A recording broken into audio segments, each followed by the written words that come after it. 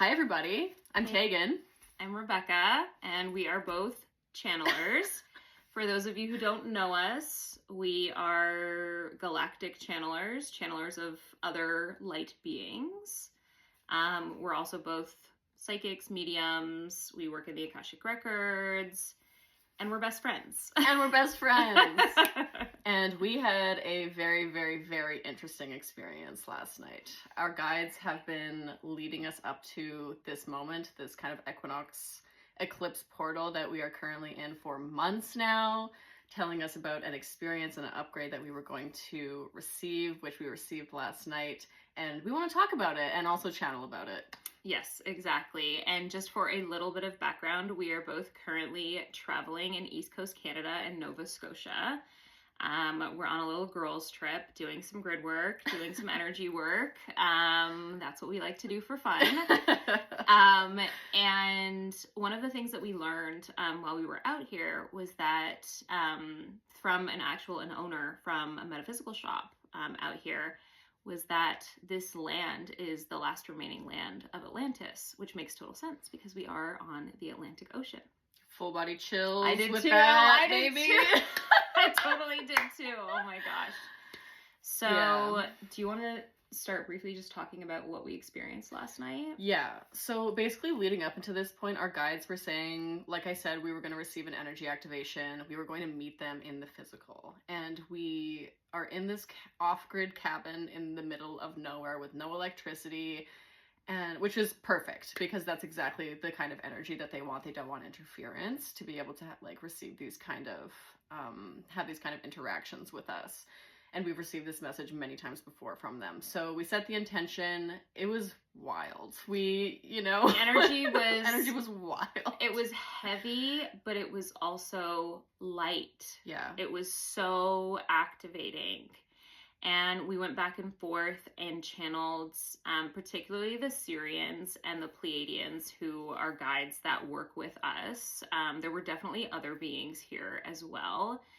I could clairvoyantly see a shield around the cabin of energy. And we also began to be able to clairvoyantly see them here in the actual cabin. And so through a series of downloads, activations, work, basically they were doing on upgrading our crystalline bodies, we got a very profound download, and we both got it at the same time, which is so crazy because there are so many times where I'll call or message Tegan and be like, I got this crazy download, and then she'll tune into it and get more, and vice versa. But we received this activation at the same time, and it was talking to the actual bear with me as I put words to this. I know Tegan wrote it all down. I did write it all down. I just want to share my perspective of what was coming through because I think it helps with the description of what the download actually was. So with the ability to see them clairvoyantly in the room with us, in my mind's eye, I had my Syrian guide communicate with me and basically tell me to put my hands out like this in front of me, which I did in the physical as well as in the energetic. And in the energetic, he pulled me up and spun me around, and we were dancing in this little cabin on an astral level. But the download that came through was that there is no difference between an energetic projection of your consciousness and this physical human incarnation, because this physical human incarnation is also just a projection of consciousness from your soul or your higher self. Exactly. And so this ties into how we actually meet extraterrestrial or higher dimensional beings. It's not about simply us being at a higher vibration and being able to meet them vibrationally.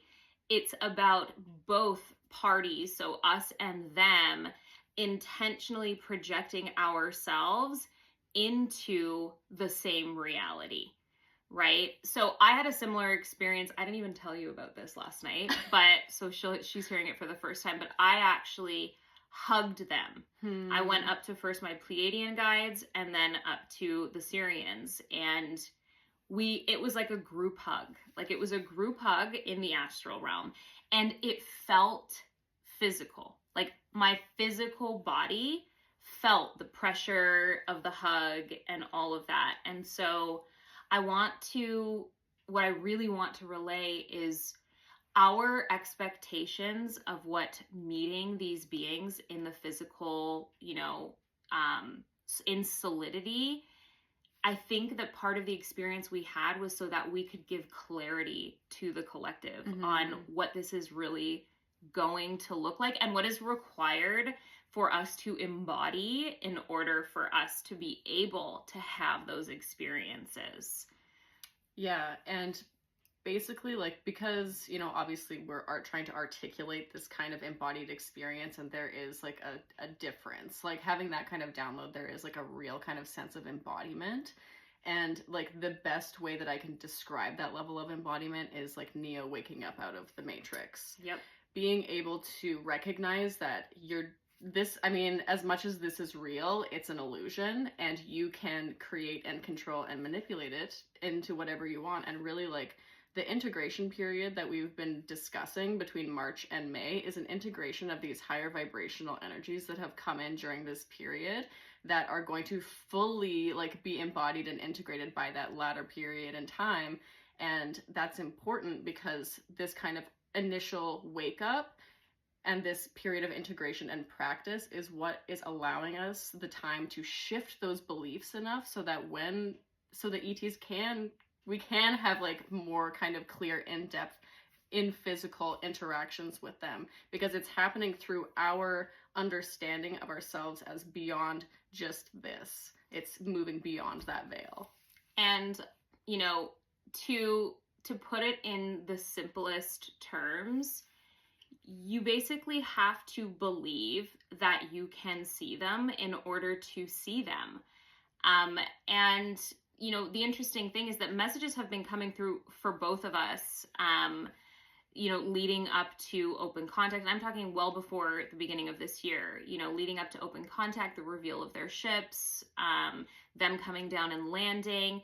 And one of the messages has always been, those who are ready will see us. Those with that higher vibrational energy will see us. But it's not simply about raising your vibration. It's about understanding the truth of the reality that we are experiencing, which is very matrixy. It's very matrixy. And like, we were talking last night about it, and I was like, we knew all of this. It just was never embodied. Like, we experienced what it was like to operate from this perspective of knowing, this deep knowing that, they were showing me as us as well. Like, they kept saying to us, we are here. We are here. It's a matter of our perspective that needed to shift. They were physically here in the room, right? But because our perspective is still developing, or that embodiment is still developing, we didn't see them with our physical eyes. But again, like they explained, there is no difference. Yeah. It is the same being together, experiencing that hug or that dance, the way that we did last night. There's no difference. They don't see a difference. So we have to release these limiting beliefs about we're not really seeing them if we're not seeing them through the experience of my physical eyeballs seeing them.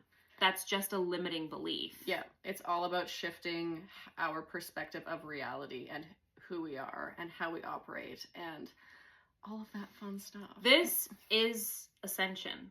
This is what this is. And what Tegan and I are going through, we are going through because we're running out of time. We're running out of time. We're going through because we are called to share these experiences with those who are also going through the Ascension. Yes. So before we run out of time, we're going to both have more updates on our pages, but I love you, we love you, and have a beautiful rest of your day. Bye, guys.